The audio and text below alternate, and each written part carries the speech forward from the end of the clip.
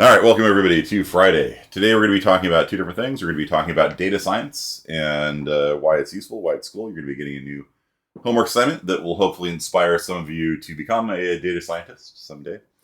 It's a great career. It's data science is sort of like the intersection of math and computer science, predominantly stats. Um, you don't really have to. I mean, I guess there is some advanced math topics, at least for like upper division data science classes. But like a lot of data science can be done with just like elementary introductory statistics, and the software that you use does a lot of the heavy lifting for you.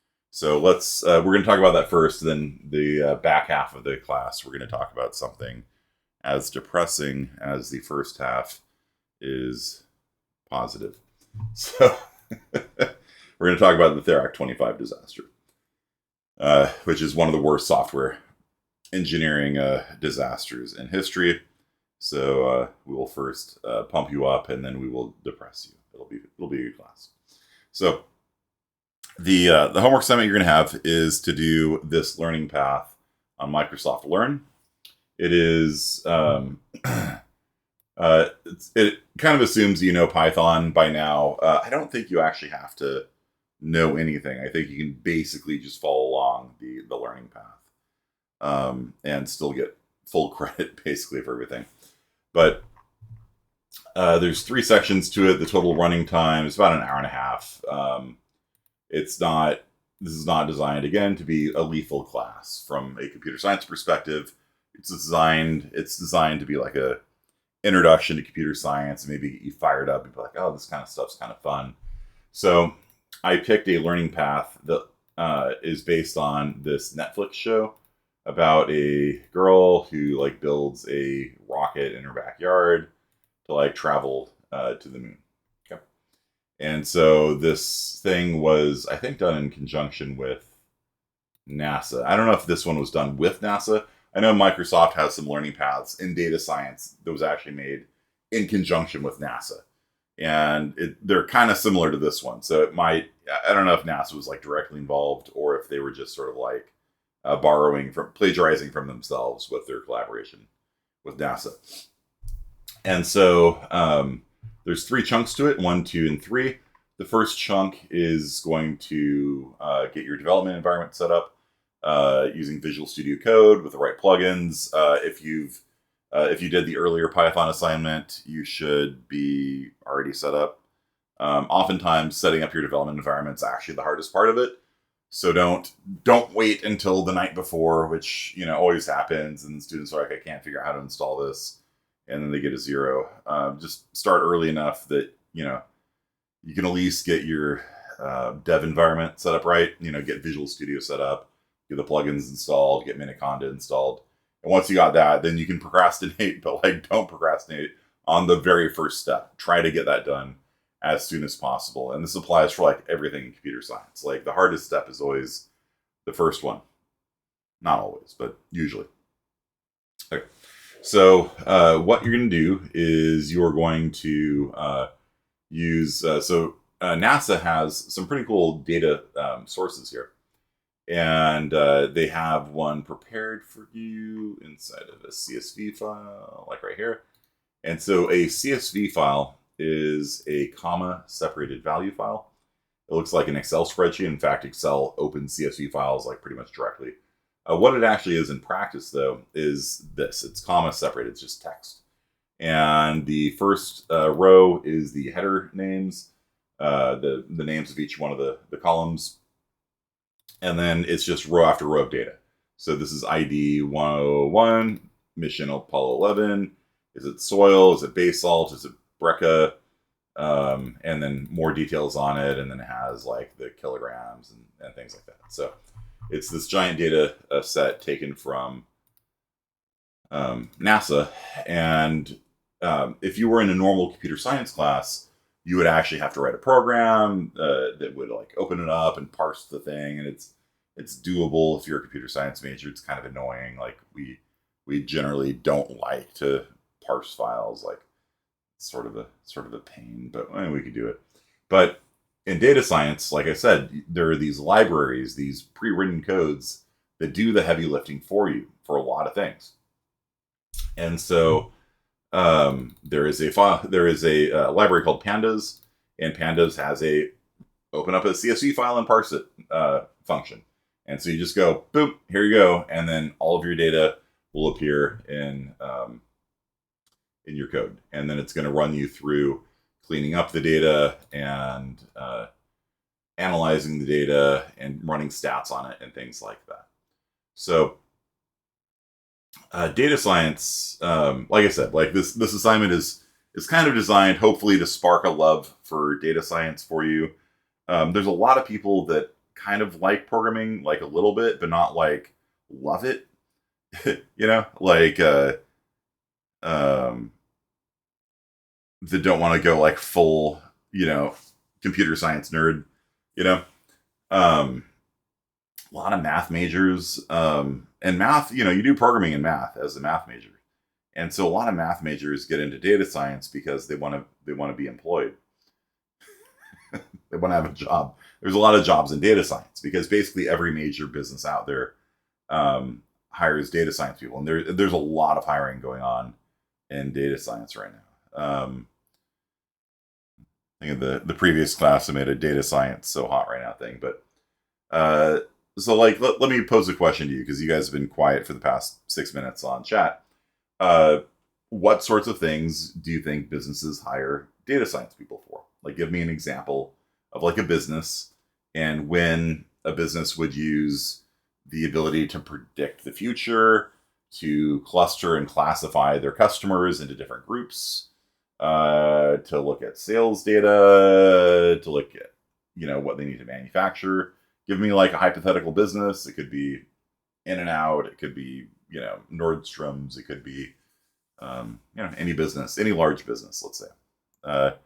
Making spreadsheets on what sales. Yeah, like a spreadsheet is like pretty basic as far as like data science goes. Like Excel is used all throughout industry as like your sort of like basic tier data science thing. You pull up your sale data and then you like average. The average sale is $50, things like that.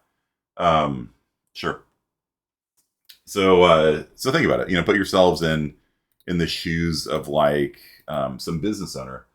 And while you guys are typing up your examples of like when would you want to know something, you have all this data from your sales and marketing and maybe your loss prevention officers have data sets on like what's getting stolen. Like you've got all this data and you want to know something. Give me an example of something you would want to know, and that basically data science would give you the answer to it. And I'll tell you a story. So a while back, I was in New York. I was visiting the Tenement Museum. I work a lot in history, actually, American history, and I was visiting the Tenement Museum with some history professors. And one of the stories they told was about one of these guys that started like a department store, a successful department store. He came over as an immigrant, stayed in the tenements, had no money to his name, essentially, worked hard, saved up, started a little store, and ended up becoming extremely successful. And his method of becoming successful was by selling products that people wanted. I know, it's revolutionary, right? Like, what? You sell products that people want to buy, and that makes you a good businessman? Yes, it does, as it turns out. But here's the thing, like, his competitors couldn't figure out, like, how is it that you keep having in stock the items that are fashionable right now, right? Because, like, fashion goes through fads, right? Like, all of a sudden, like, out of the blue, people are wearing bell bottoms everywhere. And if you have bell bottoms in stock, people will go to your store and buy bell bottoms. That's the, if you guys don't know what a bell bottom is, or Totoro hats, so hot right now, right? There's some trend, right?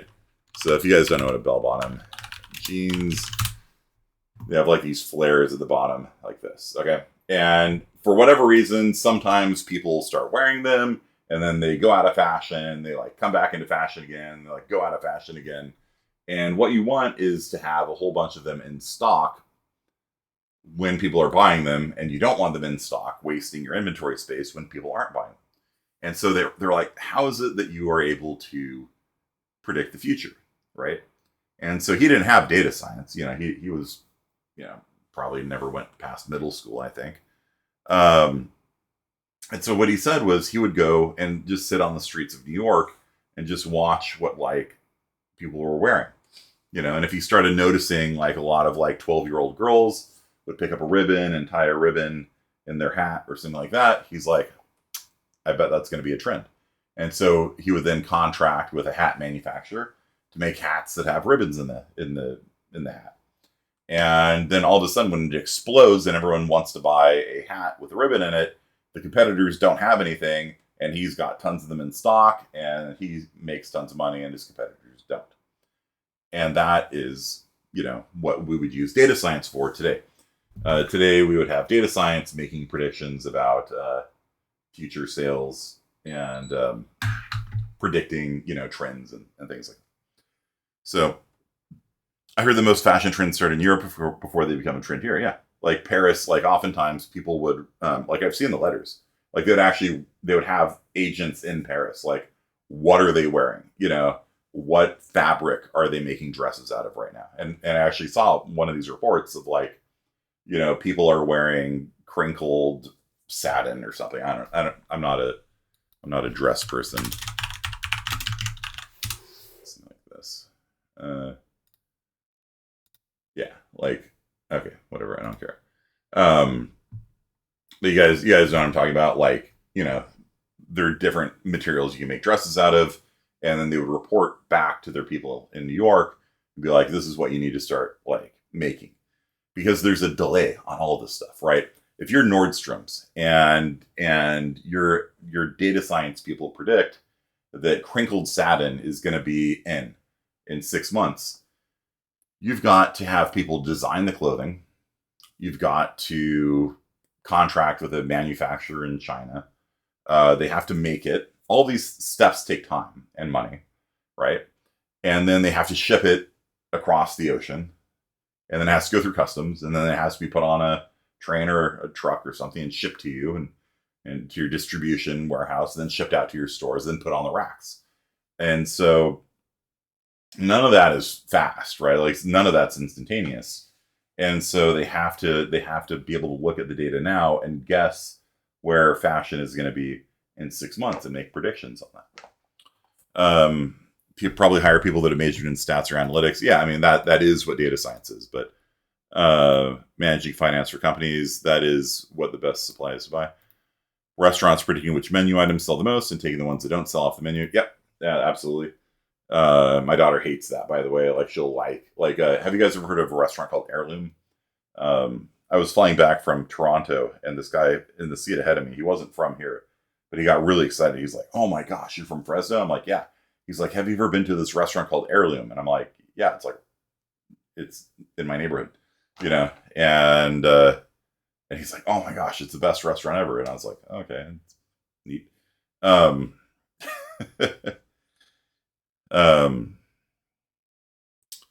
But they're seasonal. And so my daughter will go there and she's like, this dish is amazing. And then they take it off the menu the next time we go there, because it's seasonal, and she's like, so she actually hates the place. Healthcare predicting diseases. Yeah, like there was a lot of data science used in the pandemic, right? Like predicting the growth of the virus through the populations, death rates. What if we do isolation? What if we shut this down? What if we shut this down? How is that going to affect mortality and things like that? There's a lot of data science. Johns Hopkins had a COVID dashboard. And this is data science. Okay. So, they stopped collecting data. Oh, okay. So here is the peak of the pandemic, which was a year and 3 months ago, actually. So you can see the different waves of the pandemic. And this is cases, this is deaths. So even though it peaked here, you see that the deaths was actually worse early on. And that's because the And these are the vaccines. So as people got vaccines, you see the lethality tapers off. And so you can zoom in and you get information on Fresno or whatever. U.S. map. This is all data science, and so data science, a lot of times they'll map data onto like a Google map and things like this.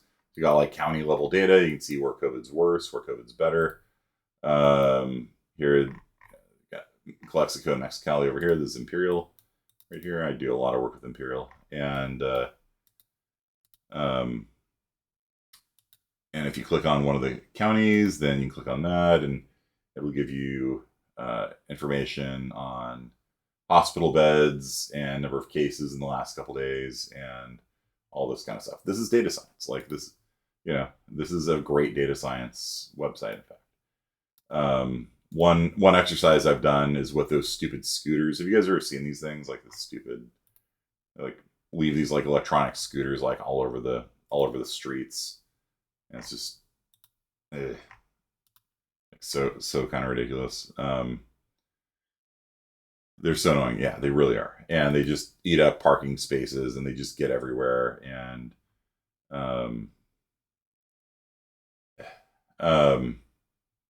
so one of the data science exercises I did for one of these learning paths is to look at their downloaded data.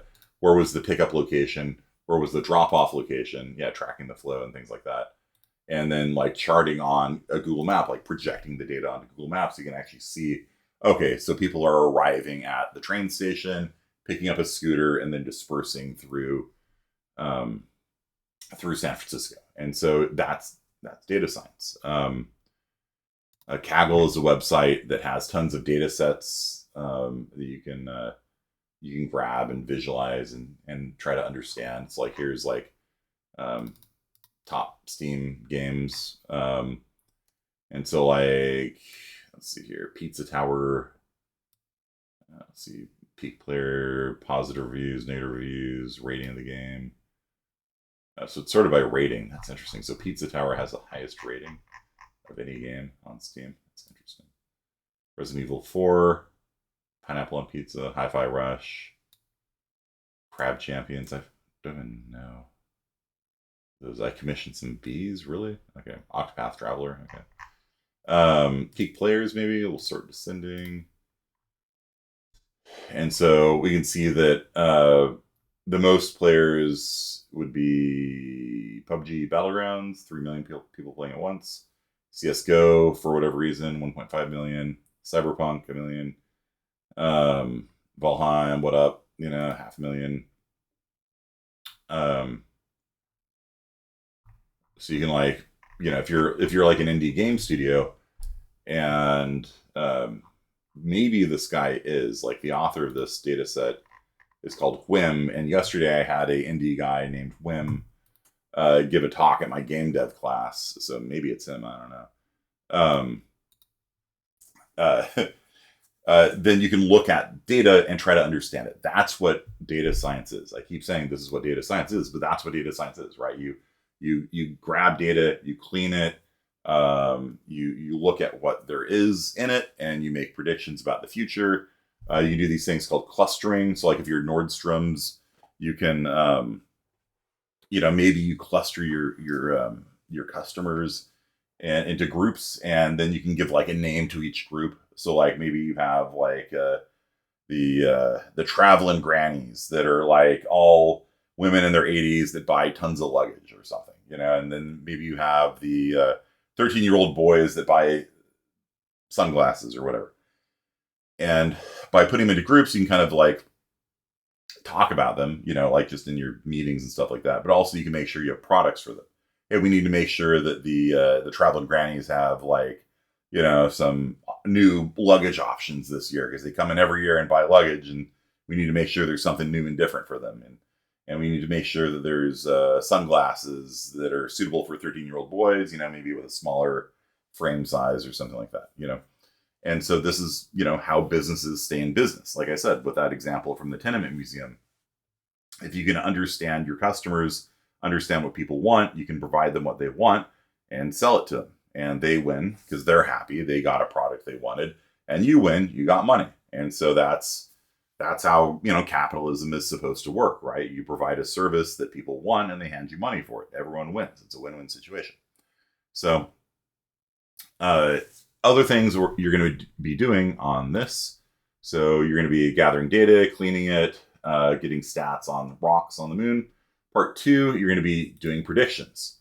So you're going to be collecting meteor shower data, and then you're going to write a prediction function that will predict when the next meteor shower will take place based on past experience. In other words, inductive reasoning, right? And you're going to use, this data science. And again, this thing walks you through everything, right? It'll say type this code, then type this code, and it gives you this, and it gives you this, and type that, and then, do this, and then type this, and then type this. Like, it's not like you don't have to figure this stuff out. I just want you to go through it and have that experience of being a data scientist and see if you like it. Like I said, hopefully some of you guys are gonna be like, oh wow, I don't want to be a computer science major necessarily, but this data science thing, which again is a combination of computer science and stats, and then oftentimes like business analytics and things like that. At Fresno State, like I said, data science is a math major. So if you want to actually major in data science, it's a math specialization right now. Might not be in the future. We'll see how that goes. But yeah, you'd have to like math a lot, I think, to do data science right now at Fresno State. And then the third thing you're going to do is really cool, which is to train. You know how there's all this talk of DALL-E and Midjourney and less famously, there's OpenCV for image recognition and things like that. You can use Microsoft's custom vision service, and you can sign up for a student account. Yeah. If you can't do that, let me know. But you're going to create a student account, and again, it walks you through everything step by step. And you are going to, let's see, choose here. You are going to train the custom vision service with a set of pictures. And so you're going to upload a bunch of pictures and tag them, and then the thing will be able to recognize them. So it'll be like, there's the thing that you've been trying to teach me about. And at the end of the day, you're going to be able to do something like, where's the,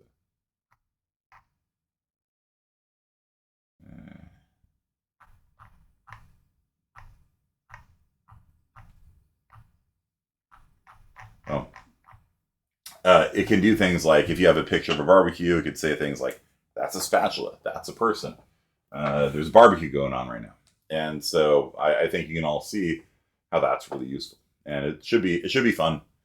Again, it's not supposed to be difficult. Just don't wait to the last minute. In case you get stuck, you'll have time to ask for help. Okay, so I hope you guys are all pumped up about this. I hope you're all excited. It's got step-by-step directions on the webpage here. I'm looking for you to complete the entire thing.